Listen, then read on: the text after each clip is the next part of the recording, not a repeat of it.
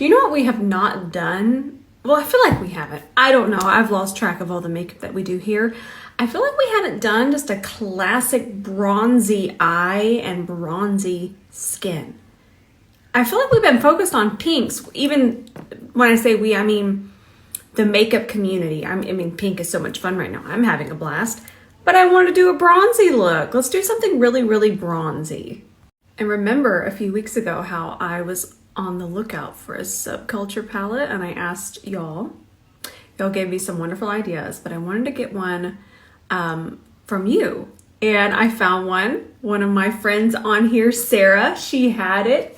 And it's very lightly used. I can see you were liking the bronze in that one though. I think it's sweeter than trying to find one that's new. A little bit of alcohol, not that I don't trust you, Sarah, but I'm telling for other people, you would just lightly spritz. I'm not gonna be using the brush, so I'm not even gonna worry about that. But we would just spray that down with alcohol and let that dry overnight, just wipe it down. It actually came perfect. She cleaned it up for me, so beautiful. But I'm so excited, and this color is inspiring me to do a bronzy look. Really quickly, if you are, you're gonna rest there. If you are wondering what is going on with this palette, what are you talking about? So this is the Anastasia Beverly Hills Subculture palette. I forget the year that it released. I will look that up and I'll put it right there. That being said, this had a lot of negative press, a lot of negative reviews behind it. People would say it had a lot of fallout. It would not blend properly. There were so many things that people did not enjoy about it. That being said, I had the palette. I lost mine when I moved, but I never had any issues with it. And I'm so excited to have it again. That way we can talk about it and learn with it. I feel like it's a wonderful palette to kind of understand even where formulas have gone, where they have went, where we are in terms of eyeshadow formulas these days. So let's start with some clean canvas. This is from Gerard Cosmetics, probably one of my favorite eyeshadow bases of all time. I want to do a little bit more of a full coverage look. So when I want to do a more full coverage look, I reach for this one because it creates a clean canvas. It's very pigmented and you're not able to see any of my veins. And it creates a lighter base. There's also a white one. And just remember, the lighter the base, the truer the color is going to appear on your undertone. So let's just cover up the freckle, take that all the way up to the brow bone. Let's do this. At the time, I wouldn't have had our brushes here, so I'm really excited to use this together now.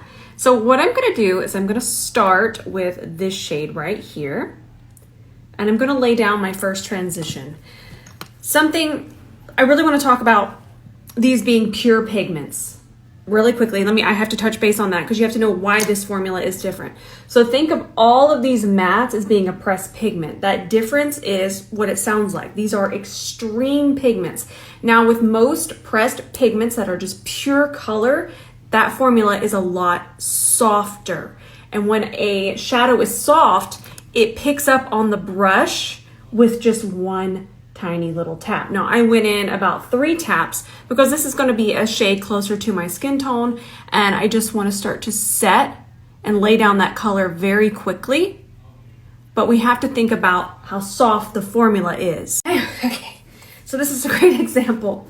This is a new palette from Melt. This is Bailey's collab with Melt, and why I grabbed this is because this would be the exact same formula as Subculture, but we've had time to understand this pressed pigment formula instead of going, oh God, oh it's in, oh I'm over blending it. Another thing with this very soft texture, they're very easy to over blend and overwork, which we talk about here a lot, so I'm sure most of you get where I'm going.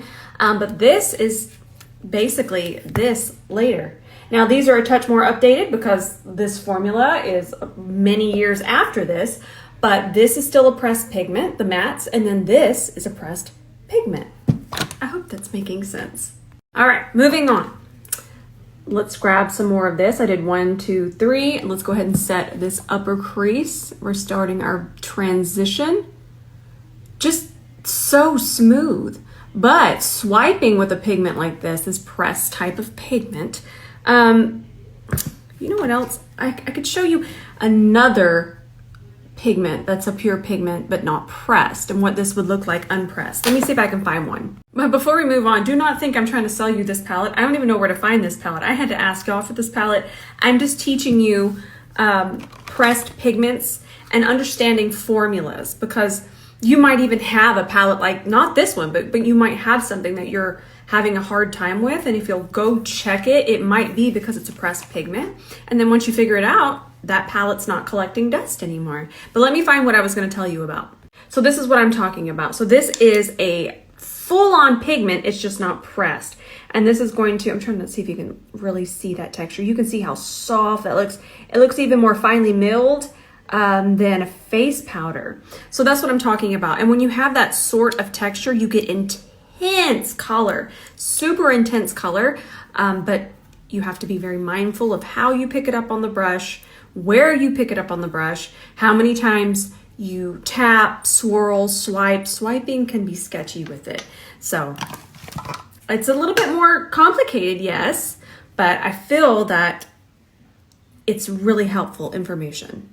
All right, let's just do a couple more taps, just a 1, 2, make sure that we're nice and set all the way across. This is just our first transition shade. It's gonna help our next shades blend in. Everyone in my home is on the phone right now. There are conversations everywhere. Things are happening. And my sweet mommy is just, she's a hoot on the phone, and she gets really elevated, but I love it. Oh, you know what I forgot about in this palette was this pinky highlight situation. I know I'm talking a lot, but I just feel that talking is so educational. Look how pretty that is. It's like, it's a Pat McGrath. You know that Pat McGrath pigment? That's it. Ooh, oh, I love it. Oh, I'm so excited to have this palette again. Okay, moving on. Let's grab this color. Let's grab it on the tip of the brush. Just 2 little taps. This is going to be a lot more pigmented. Do you see how pigmented that is? And when you don't dig the brush in there, you're picking up the perfect amount. You're not gonna have any issues. You're really not even gonna have fallout. The number one thing I used to hear with this palette is, there's just so much fallout. But at the time, there was a lot of palette digging. There was so much palette digging on YouTube. And we don't need to do that with any eyeshadow palette. Let's pick up some more of the same shade, just 1 tap. And then I'm gonna push it towards the front. I wanna bring it all the way over. This is so nostalgic for me. I remember this exact color on my eye. This is fun. This was a really fun idea. Okay, again, I'm using the tip of the brush to still place and blend. Then I'm gonna relax my eye, and I'm gonna start to transition that a little bit. And I'm still using the tip of the brush. Ben's on the phone, just ruckusing. He's on a business call situation. Okay, I'm just gonna keep doing that. I need Sheila. There we go. Then we're gonna do a quick little wipe here. And then I'm gonna take the side and just continue to soften a little bit more. We're gonna use one more transition shade, but I wanna make sure it's nice and softened. Now, let's give this a wipe. Let's go into this shade. I feel like that's gonna be really pretty together. Okay, tiny amount. And then we're gonna transition this just a little bit more. That kind of mustardy shade is gonna be really pretty with bronze. Let's just continue that transition. And I'm just gonna tap back and forth till this is nice and melted together. One more tip about this type of shadow is the first thing that we would all do when we had this palette is we would put on the base, then immediately set that base. And what happens there is you sometimes don't get an even blend. It's just kind of sticking to certain areas, not sticking to other areas. So that just very wet base and those pressing motions, they give you that really even blend. So we're talking about expiration dates. A few of you asked me. If it's a powder like this, keeping it sprayed down with alcohol, that's gonna be perfect. Powders they have a long time before they get weird. Obviously check for mold, check for things, we'll do that. But the alcohol is what's gonna save that. I do have palettes that are probably 10 years old that look very new because I have just taken care of them in terms of sterilizing them. The next thing is liquids. If liquids, I wouldn't say keep longer than a year. You can search all of this on Google if you want to read more. I'm going to help you. But mascara, I don't really use a mascara longer than a month and a half. I do want you to switch that out because that goes so close to the eye and there's no way to sterilize it. And let's see, lipsticks. I have lipsticks that I have in my collection that I won't use, but obviously I'm going to keep them. Like my Selena Mac collection, I will always have that until I die, but I won't wear it. But I'll use a lipstick probably for about a year. Glosses less, because glosses you can't get in here and clean it, but a lipstick I could still spray down. And when I say lipstick, I mean a bullet lipstick, something that does like that. But everything else, if it's a powder, like a face powder that's in a compact, you could spray that, but you can't spray loose powder. So again, it's something that you can research on Google, and then it's really just, are you comfortable with it? But I will say that mascara and glosses, no. I'm going to switch to an E27. We're still going to use the same shade, but I wanted a little bit more depth in my socket. So this tiny brush obviously is just going to fit perfectly there. And I'm just going to take it around here, kind of round out the eye a little bit more. If you ever want to create a more rounded eye, you want to angle it that way. I'm going to be very dramatic with the shape so you can see it. So think of it as curving right here. And then we don't want to blend it up too much. We'll soften that edge just a little bit, but we want to create that depth. Do you see this? It just really rounds out the eye, and it's going to make the eye look a little bit bigger, a little bit more doe-eyed. If I wanted to elongate the eye, I would not go that way. I would create a shape like that, which I should do a video and do 2 different eye shapes. It's a good idea. Now I'm just going to take the tip of the E28 again and just get right in there and just soften that very top edge. I still want it to be very defined because I'm changing my eye shape a little bit. I want it to be less almond, more round. So we're going to leave it a little defined, but just some light taps will melt all of this back together. So I want it to just be really smudgy. I don't want to cut crease, so I'm not going to worry about carving out my lid, but I do need to smooth out our base here. Creasing is completely normal until this base is set. Don't ever think that that's something that we should worry about. As long as you're pressing that shadow in to a tacky base, any tacky base, so just really press it like I've taught you here, you're not going to have creasing. But we do need to smooth it before we put any kind of shadow on top, just like our concealer. If you haven't used your C30 with a shimmer, you are missing another way that this brush can change your makeup life, 100%. So we're gonna grab this shade, and the reason that this is so nice is because it acts like a fingertip, but more precise. For one thing, I have long nails. Not all of us have these super long nails, but it's also kind of hard that if we do wanna bring it all the way up here and we wanna have precision, I'm going to soften it, yes, but I do want to show you that, look at the way the shimmer's going on. It's going on like we're using our fingertip, but we have way more precision. I can't do this. I love this brush. Okay, we're going to pick up more and we're just going to pack this and press and pull this onto the lid. This is a very 2017 color and I love it so much. Me and Sarah both love this color apparently. And really quickly, this feels like a fingerprint in there like that. You needed a C30. Now I'm going to take our E27 again and just lightly tap and soften that into our socket. Let's do a smudgy brown wing. We'll start with the brown. We might add black only to the lash line for some dimension. But let's start with this. We're going to do one eye at a time. And I'm just going to bring this all the way across. These are my favorite from Melt, but I mentioned one eye at a time. That way it doesn't set. I'm just going to go ahead and fill in that right there too. Nice. Grab that E27. Make sure there's nothing on it.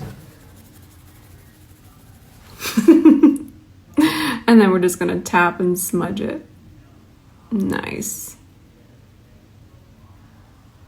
Yep, that's exactly what I had in mind. And then we'll add a little bit more definition to the lash line with the black. We could even extend it just a smidgel. I love these so much. I'm gonna do my waterline too because this more red brown is really gonna bring out my brown eyes. Then I'm gonna layer some more brown, but just on the outer part, the same pencil. If you've ever wanted to get that really smudgy, wudgy, kind of celebrity smudge, it's about layering. And then also not over blending. Tapping is really important. And the reason why is because swiping back and forth, again, patchiness, it can just creep in. So we want to be really, really delicate. Nice. And then let me find my black liner. And y'all always get concerned because y'all notice little red spots and things. I have just reactive skin. It's just like I barely go like that. I'm going to turn super red. But then it's also going to go away very, very quickly. But thank you for noticing and caring about me. By the way, these are the best liners, gel liners like this kind of smudgy waterline, a gel liner. These are the best ones on the market right now. This is them. You need these. If you like this type of look and you like gel liners, you need these. And also, you'll notice how quickly that went on my eye. That also means it's going to stay a lot quicker because I didn't have to keep going back and back and back and back and back. And the more that we go back and forth here, the more moisture is mixing with this, changing that formula. And that's why it might even transfer to the top, transfer to the bottom. So the fact that we can just kind of go right in here, look at this, 1, 2, and 3 swipes. 3 swipes. They're amazing.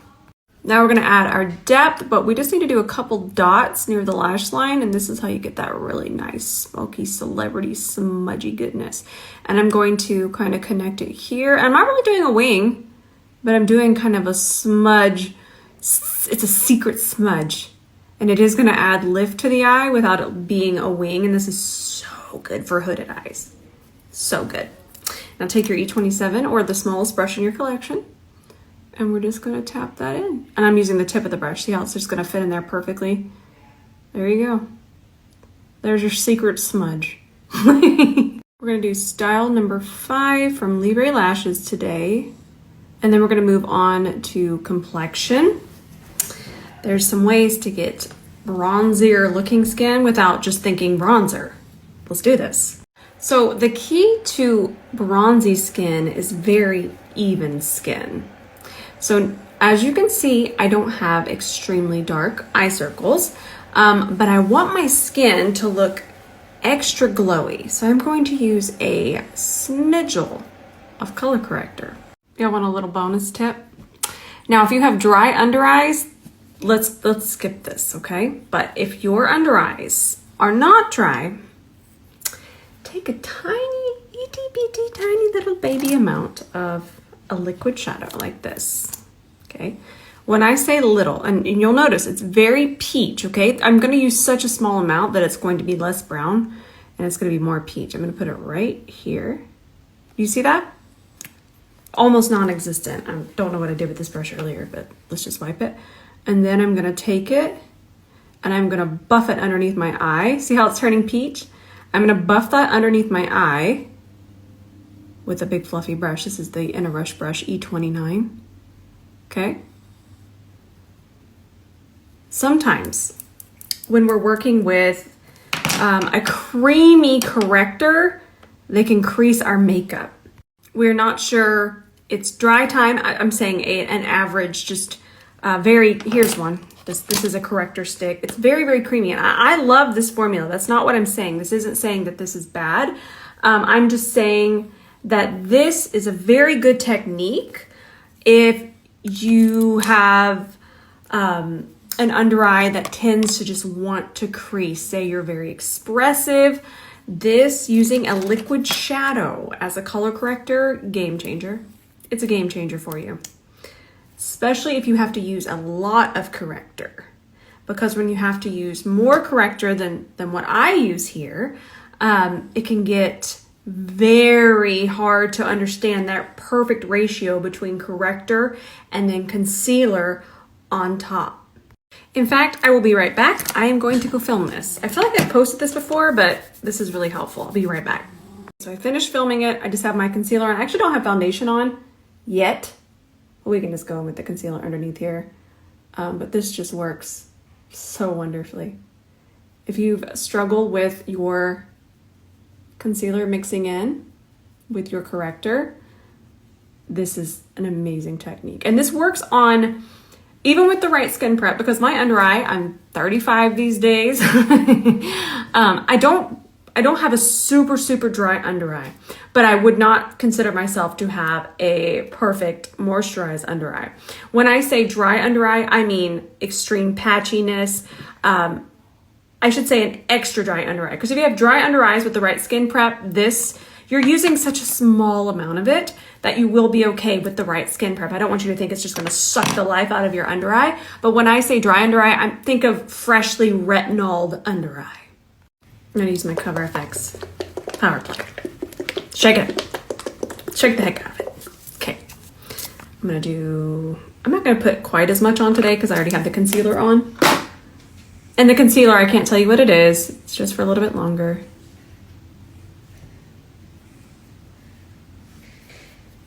Nice. So many of you purchased this on my recommendation and y'all are loving it. Makes me so happy. This was my jam back before I thought it was being discontinued. Now it's back. And it's my favorite. If you still want to know what my favorite affordable drugstore foundation is, though, it's going to be the Revlon Color Stay, because they have formulas for both combination oily and balanced and dry skin types. So we love the Revlon Color Stay. So I want to use this blush. I don't know if it's limited edition. It was in the P. Louise advent calendar, but all I'm doing is I'm looking for something that's not pink, more of a tawny shade. I'm just going to swatch it here to show you. There's just not pink. We're just going away from pink. Pink is going to, believe it or not, but pink on a lot of skin tones, it can kind of add an unevenness to the skin. And I just know that we're going to go into peach this year because peach is so flattering on a very large array of skin tones. And what I mean by flattering, and what is flattering, it kind of just evens out the skin tone. And that's what you're seeing. If you're still into your peach tones, a lot of times, not always, but a lot of times they are very wonderful for just making the skin tone just look wonderfully airbrushed and even. This also lends itself to, can't show you that brush, but this lends itself to that very bronzy look. You need something with a lot of peach in it. Okay, let's just place it like that. I only have it on my hand. Normally I would just put it on with my spatula, but I wanted to swatch it for you on the back of my hand, and we're gonna work this in with our C41. And I'm using the tip of the brush to kind of blend this in. I'll have more precision, but the way that the brush is sloped, see how sloped it is? You get that initial blend first with the tip of the brush, and then to diffuse and kind of transition and make sure it's all melted, we'll use the entire brush. And then to get a really nice bronzy effect to the face, 2 bronzers, always 2 bronzers. It's gonna be 2 bronzers. Pro makeup artists will tell you 2 bronzers. It's about that dimension. We're gonna start with this cream bronzer. I'm actually gonna start with the lighter bronzer, okay? Let's just go in. We're gonna place it like we normally would. Also notice that it's very warm. That's a bronzer. And I do like this Dibs formula a lot, if you're wondering. Very nice, very blendable. And I feel that it's not quite as pigmented as the LYS one. That one can get out of hand and sabotage your makeup. So let's go ahead and we're gonna do that. This is our first bronzer. I know it seems excessive, but it really and truly makes a difference. We need a C40, and we're gonna start to blend this into the hairline. See how nicely they blend? Love them. 10 out of 10. Also, I don't have any powder on my face. That's important at this step. Okay. So now we have our first round of bronze. We do want to make sure it's more blended. Just take your time, do some nice pressing motions, make sure it's melted into the blush. And I'll just warm up my nose a little bit. Very exciting. This is, it really makes a difference. It makes a difference on these transitions. We're gonna go further back now for the darker powder bronzer that we're gonna put on. I promise you, I know you're thinking, oh, it's just 2 products, that's so much. To get this true, just dimensional bronze, 2 bronzers. They can be Wet n Wild bronzers. They can be dollar store bronzers. Get you some affordable bronzers, but you need 2 bronzers. So we're not going to be using pink powder because if we think back to when these very bronzy looks were more popular, we were using something closer to our skin tones. We were using translucent powder. We were using, a lot of us were using Laura Mercier, just the original powder. So it was a closer color like this one. This one's from Maybelline and I actually love it to set my under eye. Jean has decided it is bath time. So we're going to not use pink powder. No pink powder. That's going to take us into a different makeup dimension. And we want to stay very bronzy. Isn't this powder good for how affordable it is? I love this powder. So then I just did a light dusting of that same powder. Don't look at this brush. I'm trying to go fast so you can't see it. It's prototype. Don't look at it. Didn't happen. But I went ahead and I set the perimeter. Now we're going to grab this Mauve bronzer. So normally I use N36, but I want it to be a little darker. So we're going to grab this shade. We're going to grab it more on the front part of the brush. And I'm going to go really far on the perimeter, really out. This is going to help that transition.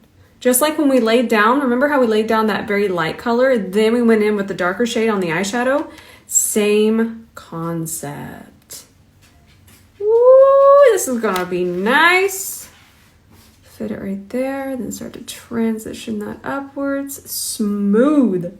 Back with that brown liner, I'm going to do nice little dot here in the center. Doesn't have to be a perfect dot, but it just needs to be a dot. I'm going to take my E27, I'm going to blend it over this way, and then I'm going to blend it over this way. And then we'll just kind of go back and forth very lightly and just make sure it's even across. So I'm trying to think of a lip that I would have done when I did these more bronzy looks. Oof, the skin looks so even.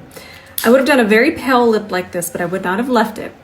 And then I tried to think, what lip liner would I use? And I would have used MAC Strip Down for sure.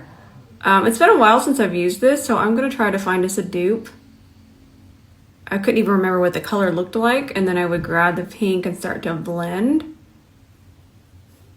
Yep. And then let me find a gloss.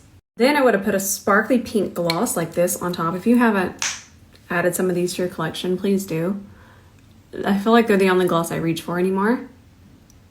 Oh, they're so pretty. So pretty, so comfortable, so affordable.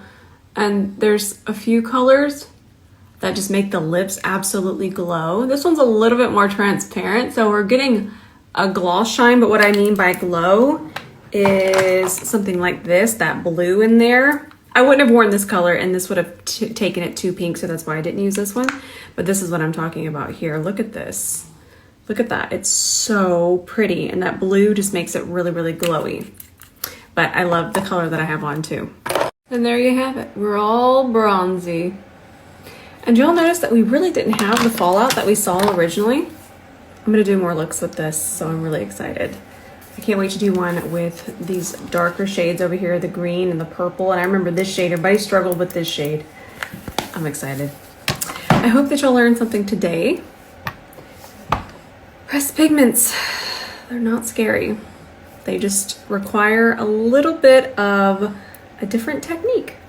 That is it for today. My eyes look more honey colored. So cool.